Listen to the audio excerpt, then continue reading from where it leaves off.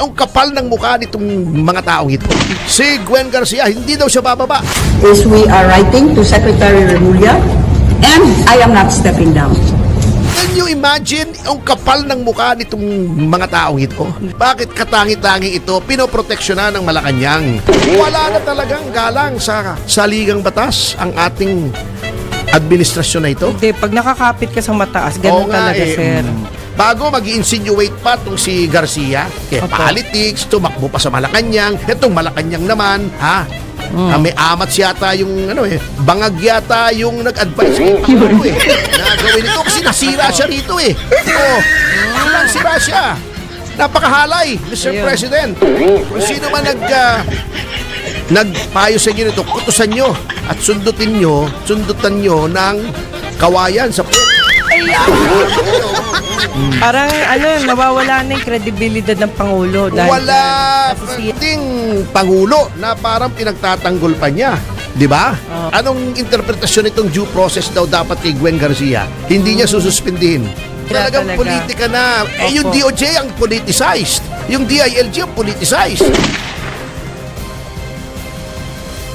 Habang hinahanap ko ay batiin muna natin si Michael Guy, si Rolly Mende Tomas, yes, si hello po. Cathy Palamos, yan.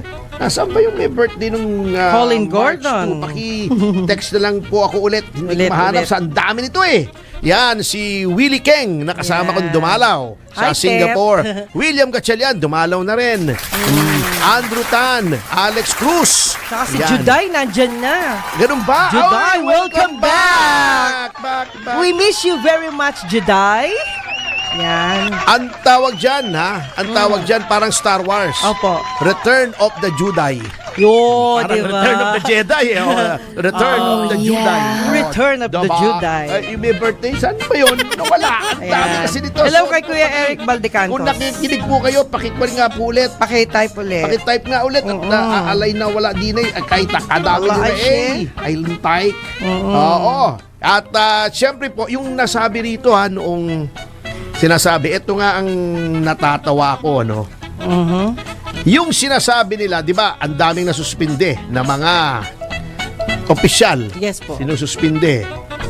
Bakit noong si Mayor Rama ay nasuspend? Wala ka namang narinig sa Malacanang. Bakit kung ibang mga gobernador, mga mayor, ang daming nasususpinde ng ombudsman, sinususpindi naman agad? Bakit itong kay Gwen Garcia, ang daming sinabi ng ating Pangulo na parang pinagtatanggol pa niya? Di ba? Eto naglabas pa ng statement na dapat daw ay magkaroon ng due process. Anong interpretasyon nitong due process daw dapat kay Gwen Garcia? Hindi niya sususpindihin. Ngayon, nagpahayag naman si Gwen Garcia, hindi daw siya bababa. Can you imagine ang kapal ng mukha nitong mga taong ito? Ganun? Na ina-undermine nila ang authority ng ombudsman, na ang papel ng ombudsman sa ilalim ng saligang batas, sa ilalim ng saligang batas, ay magdisiplina ng mga public officials na hindi kaya ng ibang ahensya.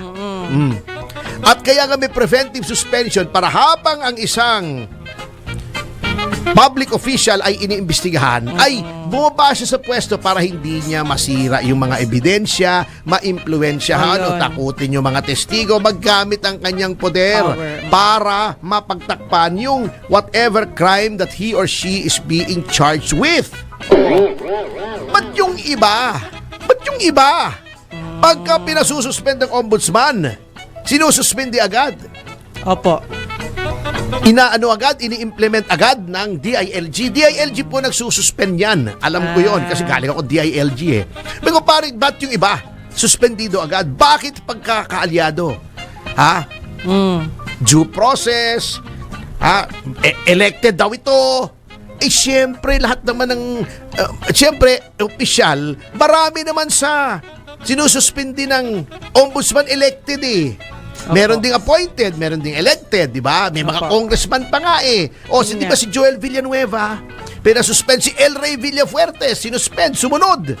Si El Rey Villafuerte, sumunod agad. Sabi niya, 60 days, sige. Umpisahan na natin para tapos na. Bakit ito? Bakit katangi-tangi ito pinoproteksyonan ng Malacanang? Wala na talagang galang sa saligang batas ang ating administrasyon na ito. Hindi, pag nakakapit ka sa mataas, ganun Oo nga talaga, sir. 6 months preventive suspension of Garcia. Ayun. Yun. Ngayon, ginagawa nilang politika. Anong po politika ni Ombudsman Martinez? Pababa na yan. Ilang buwan na lang yan, bababa na sa pwesto. Magre-retire na yan. Ba't mamumilitika pa yan? Anong mapapala niya?